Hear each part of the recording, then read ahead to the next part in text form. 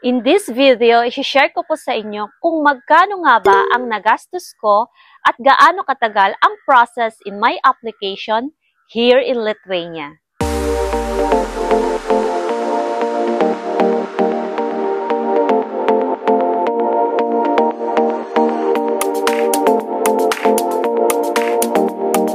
Hello everyone, mga gwapo and gwapa. Welcome back to another informative vlog. This is Inday Gwapa, living and working here in Lithuania.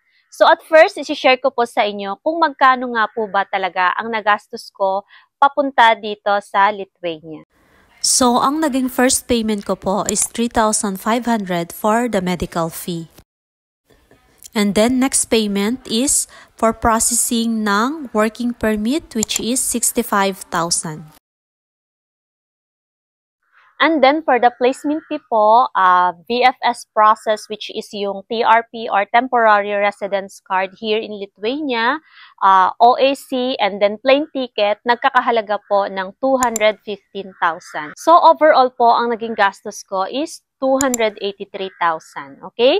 So yun po ang kabuoang naging bayad ko sa agency na aking in-applyan. But take note guys, ang nilabas ko lang pong pera doon is 65,000 for the processing fee ng working permit at 3,500 for the medical fee.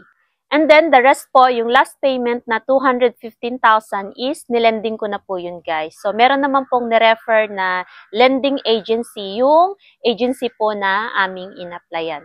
Pero pwede po kayong mag-lending sa ibang mga lending agency, hindi naman po nila pinagbabawal, okay? Now, let's move on to the lead time or kung gaano nga ba katagal ang process na bago ako napaalis ng aming agency, okay? So, last May 2023, walk-in po ako nag-apply sa agency namin.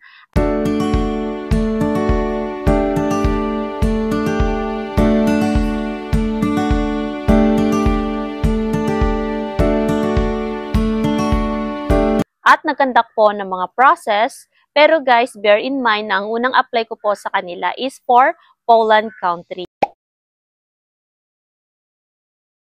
So, nung time na yun guys, hindi naman po ako nag-doubt sa agency kasi chinek ko naman po siya, accredited siya and registered sa DMW. Kaya nung niyaya po ako nung friend ko, sabi ko, sige tara, let's go, ituloy na natin, push na natin yan. Kaya yun po guys, nag-apply ako ng walk-in sa agency namin.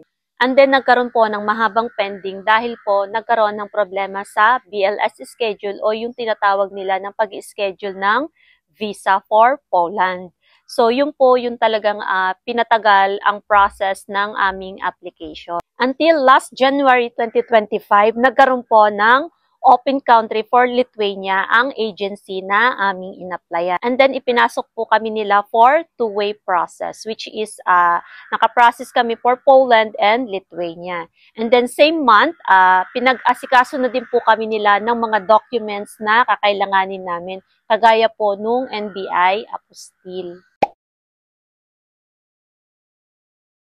And then, by March 2025, nag-conduct po ng employer's interview at na-select po ako ng employer. So, nung April po, ako po is nag-asikaso na rin ng VFS. Sinabmit ko po lahat ng mga requirements for visa.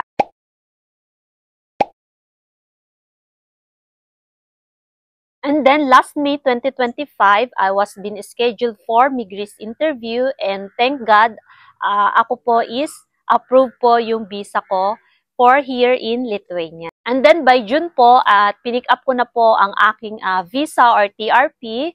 And thank God, nung third week po nung June, ako po is nakapag-flight na papuntang Lithuania.